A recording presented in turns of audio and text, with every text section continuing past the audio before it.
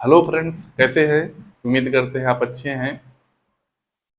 YouTube के इस platform पर आपका स्वागत है। फ्रेंड्स, आधुनिक भारत की श्रृंखला में जो हमारा टॉपिक चल रहा था निम्न जाति जनजाति किसान व मजदूर आंदोलन से, जिसमें से हम अभी तक चर्चा कर चुके हैं निम्न जाति जनजाति व मजदूर आंदोलन से। आज का जो टॉपिक होगा हमारा वो होगा किसान आंदोलन से संबंधित।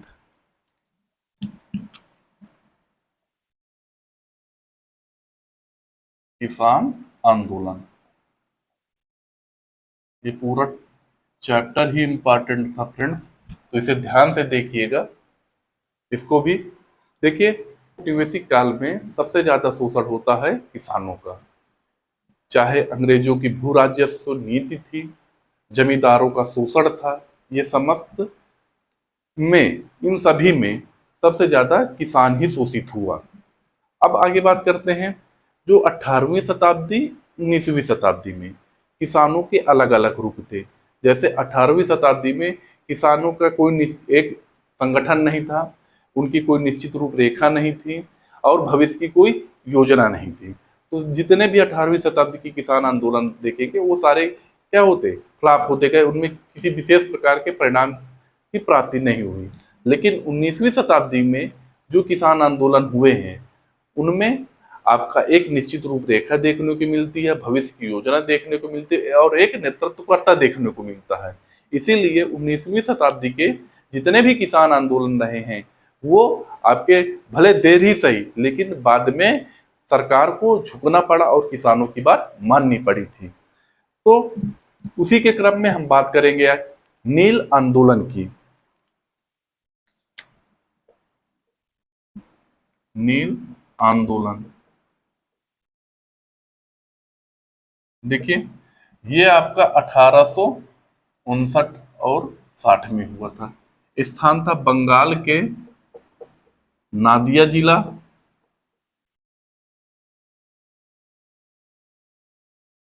नादिया जिला और जो गांव था गोविंदपुर था। ये क्वेश्चन बन सकता है और ये तो कई बार पूछा, नील नील आंदोलन कहाँ से प्रारंभ हुआ था? वो बंगाल से हुआ था और जिला भी क्वेश्चन में पूछा जा चुका है। अब देखिए, इसके जो नेतृत्व करता थे वो थे दिगंबर विश्वास व विष्णु विश्वास।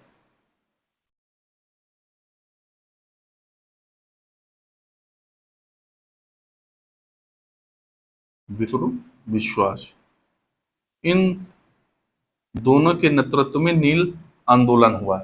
इसमें था क्या, ये क्यों हुआ? तो देखिए, जो रिटायर ब्रिटिश अधिकारी थे वो बंगाल में आपका जमीन खरीदते हैं, जमींदारों से जमीन प्राप्त करते हैं और एडवांस में नाम मात्र की पूंजी दे करके आपका किसानों मजदूरों से किसानों से नील की खेती करवाते थे और वो जो रकम होती थी वो बाजार की रकम से बहुत कम होती थी।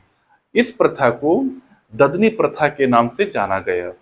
फ्रेंड्स, ददनी प्रथा क्या है याद रखिएगा, क्वेश्चन बन सकता है, इंपॉर्टेंट है कि ब्रिटिश अधिकारियों द्वारा एडवांस में कुछ रकम दे करके एक आपका शर्त लिखवाते थे और उसी शर्त के तहत आपका मजदूर यानी नील की खेती करवाते थे। इसी प्रथा को क्या कहते थे? ददनी प्रथा कहते थे।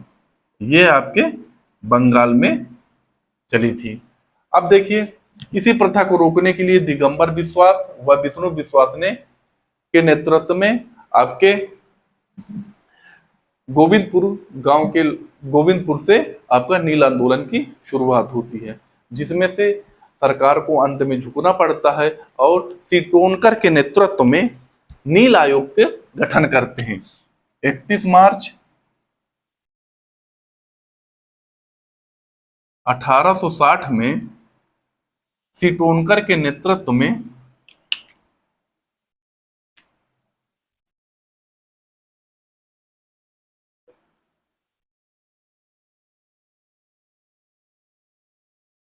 यानी इनकी अध्यक्षता में नील आयोग की स्थापना होती है।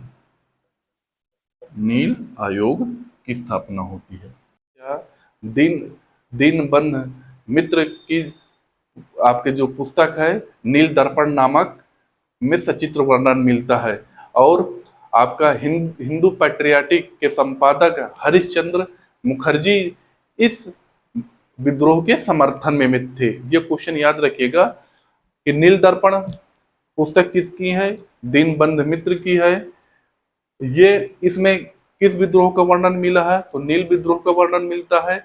और नील विद्रोह को या नील आंदोलन को आपका हिंदू पैट्रियाटिक के संपादक हरिश्चंद्र मुखर्जी, याद रखिएगा पुस्तक भी पूछी जा सकती है, हिंदू पैट्रियाटिक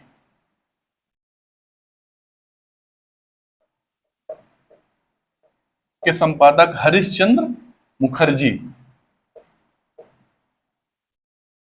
हरिश्चंद्र मुखर्जी ने इस आंदोलन को समर्थन दिया था।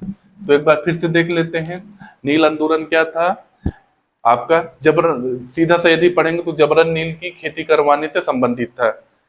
कहां से शुरू हुआ था, बंगाल के नादिया जिले के गोविंदपुर गांव से शुरू हुआ था। इनके नेतृत्व में शुरू हुआ था, तो दिगंबर विश्वास हुआ, विष्णु विश्वास के नेतृत्व में हुआ था। नील आयोग की स्थापना कब हुई थी, 1860 ईस्वी में हुई थी। किनकी अध्यक्षता में थी, तो सी टोनकर की अध्यक्षता में थी। तो ये था आपका नील आंदोलन के विषय में। आगे बात करेंगे हम पाबना विद्रोह।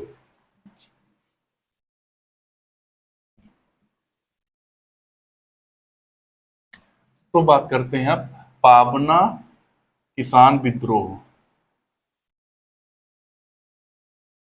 किसान विद्रोह या आंदोलन,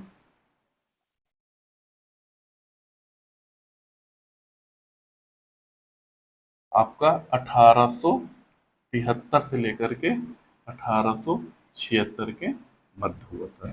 देखिए इसका जो स्थान था ये भी बंगाल का है, बंगाल के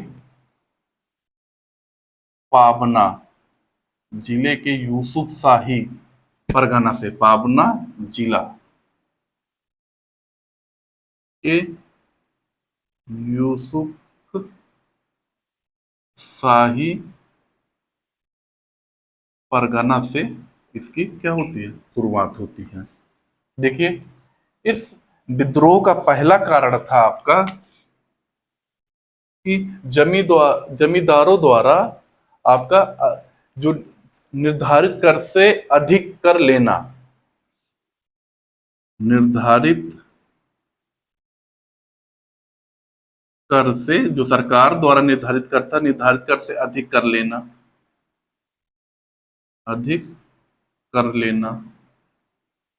इसका दूसरा जो विद्रोह का कारण था कि 1859 अधिनियम की जो धारा थी, अधिनियम की धारा 10 में आपका काश्तकारों को जमीन दी गई थी जो जमींदारों द्वारा इन्हें वंचित किया जाता था। समझिएगा 1859 के अधिनियम की धारा 10 में यह प्रावधान था, काश्तकारों को कुछ जमीन दी गई थी जो जमींदारों द्वारा उस जमीन से उन काश्तकारों को वंचित किया जाना। तो ये दो प्रमुख कारण थे आपके पाबना विद्रोह का, जिसमें से आपके यहाँ के किसान यूसुफ शाही परगना में इकट्ठे होते हैं और अंग्रेजों के विरुद्ध, जमींदारों के विरुद्ध आपका आंदोलन करते हैं।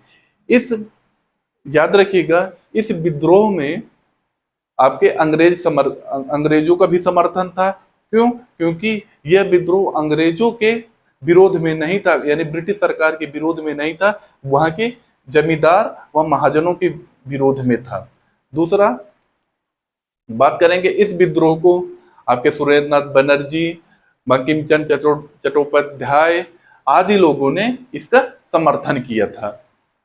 फिर इसके बाद इसके लिए बस इतना ही इंपॉर्टेंट है, याद रखिएगा पाबना विद्रोह कहाँ हुआ था, तो बंगाल के आपके पाबना जिले के यूसुफ शाही परगना में हुआ था। इस विद्रोह का कारण क्या था कि निर्धारित कर से अधिक कर लेना, और दूसरा था कि आप काश्तकारों को जो जमीन प्राप्त हुई थी जमींदार द्वारा उसे वंचित किया जाना।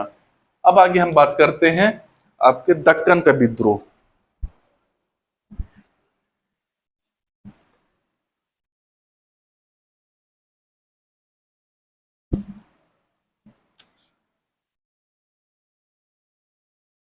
दक्कन का विद्रोह ये आपको होता है 1875 ईस्वी में। स्थान अहमदनगर जिले में।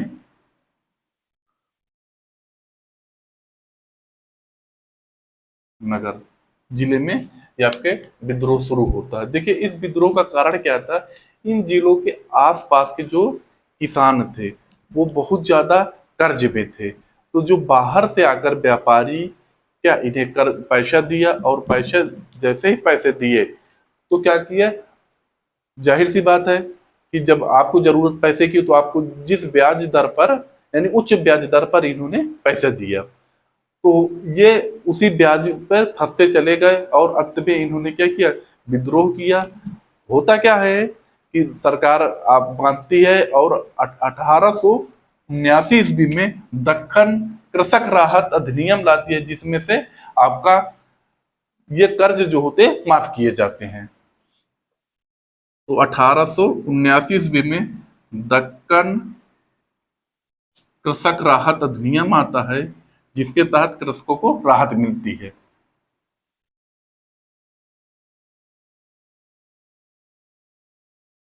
देखिए एक बार फिर से समझ लेते हैं, दक्कन के विद्रोह कब हुआ था, 1875 में महाराष्ट्र के पूना व अहमदनगर जिले में। इस जिले के में जो निवास करने वाली जन कृषक थे वो कर्ज में काफी थे, ज्यादा डूबे थे। तो बाहर से जो लोग आए उन्होंने अधिक ब्याज दर पर उन्हें पैसा उपलब्ध कराया। और जाहिर सी बात, वो उधर अकाल भी पड़ने लगे थे, तो उनको वो ब्याज वापस न कर पाए, तो ये इन्होंने क्या कर दिया, अंग्रेज वो व्यापारी जो थे वो शोषण करना शुरू किए, तो इन्होंने विद्रोह किया। विद्रोह किया तो अंत में सरकार को झुकना पड़ा, और 1879 ईस्वी में दक्कन कृषक राहत अधिनियम लाते हैं, जिसके तहत कृषकों को राहत मिलती है। आगे हम देखिए, अभी तक हमने कौन कौन से पढ़ लिया। नील विद्रोह, डेट याद करेंगे, नील विद्रोह 1859 से 60 में। फिर इसके बाद आपके पापना विद्रोह 1873 से आपका 76 तक। फिर इसके बाद दक्कन विद्रोह, ये आपका 1875 ईस्वी में। इसके बाद हम पढ़ेंगे मोस्ट इंपॉर्टेंट विद्रोह, मोपला विद्रोह। देखते हैं।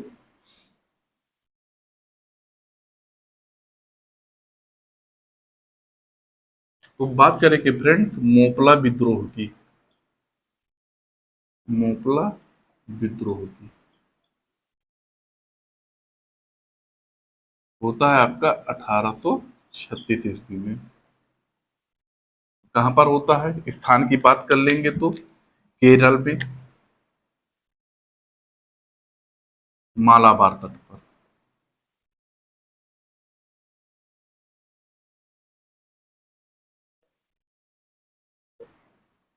देखिए फ्रेंड्स, मोपला है क्या ये समझते हैं। तो 8वीं व 9वीं सदी में ये अरब मूल के थे, अरब मूल के थे, और केरल के मालाबार तट पर आकर बस गए। और ये प्रायः मुस्लिम काश्तकार थे, मुस्लिम कृषक कह दें, और कुछ हिंदू जमींदारों के यहाँ बंधुआ मजदूरी का कार्य करते थे। 19वीं सदी तक 19वीं सदी तक आते आते आपका इनका असंतोष प्रकट हुआ, यानी जो बंधुआ मजदूर थे हिंदू जमींदारों के उसमें, तो इन्होंने क्या किया, विद्रोह किया। पहले ये मजदूर यानी बंधुआ मजदूरों का जमींदारों के विरुद्ध आंदोलन था, बाद में ये धार्मिक रूप ले लिया। इसके बाद ये विद्रोह किसी तरीके से शांत होता है। फिर 1921 में मोपला फिर विद्रोह करते हैं और अंत में ब्रिटिश सरकार इन्हें जबरन दबा दिया और इनमें बहुत ज्यादा बर्बरता करती है। तो याद रखिएगा, हमें प्री की दृष्टि से इंपॉर्टेंट क्या है, मोपला विद्रोह कहाँ हुआ था, केरल में हुआ था, केरल के मालाबार तट पर। मोपला थे क्या, ये अरब 8वीं व 9वीं सदी में ये अरब के निवासी थे जो आकर के मालाबार के तट पर रहने लगे। कुछ जो थे मुस्लिम कृषक थे और कुछ जो थे हिंदू जमींदारों के यहाँ बंधुआ मजदूरी का कार्य कर रहे थे।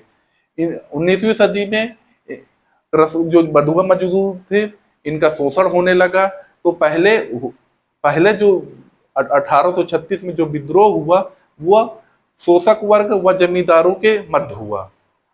अंत में यह आपका राजनीतिक धार्मिक रूप ले लेता है हिंदू मुस्लिम का, और अंग्रेज किसी प्रकार से इस विद्रोह को दबाते हैं। फिर इसके बाद 1921 में अंत में 1921 में फिर मोपला विद्रोह शुरू होता है, जिसमें से अंग्रेज इस बार इन्हें बर्बरता से दबाते हैं, यानी खत्म करते हैं मोपला विद्रोह का। तो इस समझेंगे कि मोपला विद्रोह 1836 से लेकर के 1921 के बीच